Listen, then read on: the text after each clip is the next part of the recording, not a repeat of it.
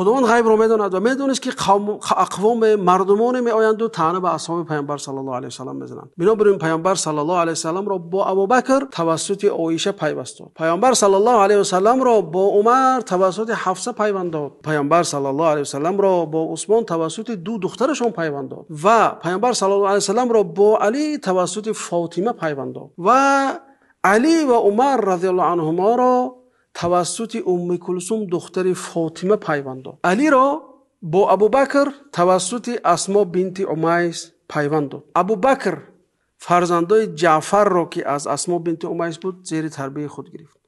بعد آن که ابوبکر از اسما بنت امیس مرد، علی اسما بنت امیس را به زنی گرفت و فرزندای ابوبکر را تربیت کرد.